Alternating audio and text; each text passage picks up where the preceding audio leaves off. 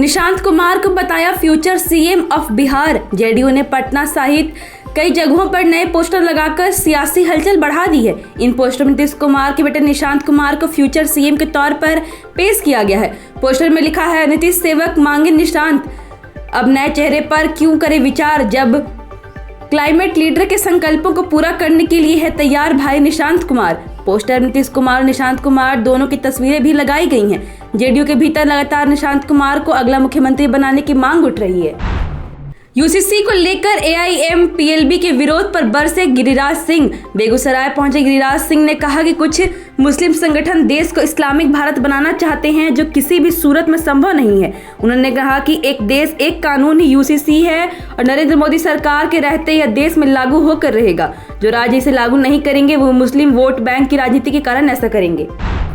रोहतास में नीली क्रांति, मछली उत्पादन में 5 सालों में 45% की रिकॉर्ड वृद्धि। रोहतास जिले में मत्स्य उत्पादन के क्षेत्र में एक नई नीली क्रांति की ओर अग्रसर है। पिछले 5 वर्षों के आंकड़ों पर नजर डालें तो जिले में मछली उत्पादन में निरंतर बढ़ोतरी दर्ज की गई है। जिला मत्स्य कार्यालय के प्राप्त जानकारी के अनुसार उत्पादन का ग्राफ 10.65 हजार मीट्रिक टन से बढ़कर अब 15.5 हजार मीट्रिक टन के करीब पहुंच रहा है।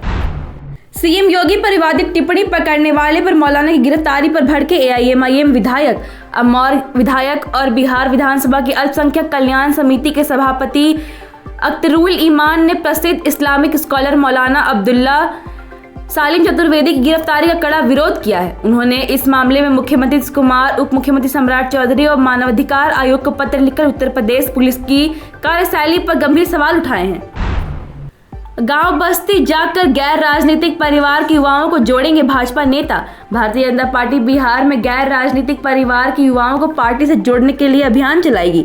बिहार भाजपा अध्यक्ष संजय सरावगी ने इस संबंध में पार्टी नेताओं को टास्क दिया है। प्रदेश के नेता अलग अलग जिलों में गाँव बस्ती में जाकर युवाओं को पार्टी से जोड़ेंगे। सोमवार 6 अप्रैल से इस अभियान की शुरुआत होगी। मंत्री रामकृपाल के समधी का घर बना रणक्षेत्र। बिहार की राजधानी पटना सटे मनेर में एक श्राद्ध वाले घर में ताबड़तोड़ फायरिंग, लाठी डंडे और तलवार से मारपीट के साथ पथराव की खबर आई है। हमले का वीडियो भी वायरल हो रहा है। घर नीतीश कुमार की सरकार के कृषि मंत्री रामकृपाल यादव के समधी का बताया जा रहा है। घटना मनेर थाना क्षेत्र व्यापुर गाँव में राजेंद्र सिंह के घर पर घटी। गोतिया के हमले से राजेंद्र सिंह के घर में चीख पुकार मच गई। पुलिस मामले की जाँच कर रही है। गाँव में पुलिस फोर्स को तैनात किया गया है। ईरान अमेरिका इजराइल जंग के बीच बिहार को झटका। बिहार में ईरान अमेरिका इजराइल युद्ध से पहले से ही डीजल की खपत में कमी आई है। यह कभी राज्य में खेती के लिए बिजली की उपलब्धता और डीजल वाहनों की संख्या में कमी और इस दौरान डीजल के स्थिर मूल्य रहने के कारण आई है।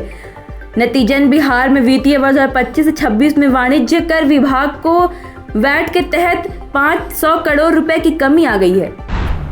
मोकामा में खूब जमा अनंत सिंह का दंगल। बिहार के मोकामा से बाहुबली विधायक अनंत सिंह के पैतृक गांव में शुक्रवार को अंतर्राष्ट्रीय कुश्ती प्रतियोगिता आयोजन हुआ।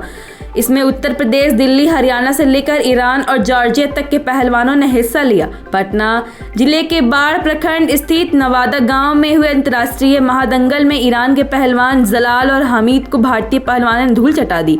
इस दंगल को देखने के लिए हजारों लोगों की भीड़ दिन भर भीषण गर्मी में जुटी रही।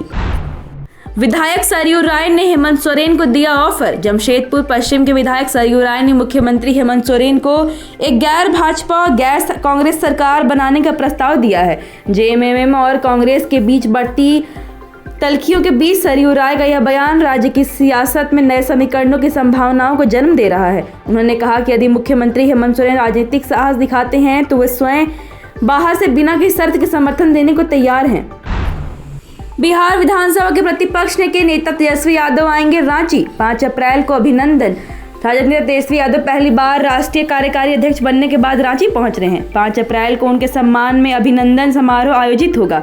इस कार्यक्रम में बड़ी संख्या में कार्यकर्ताओं के जुटे की उम्मीद है, जिससे झारखंड में पार्टी की राजनीतिक सक्रियता और संगठन को नई मजबूती मिलेगी। झारखंड में राजद की स्थिति को मजबूत करने और आगामी राजनीतिक रणनीति पर भी चर्चा हो सकती है।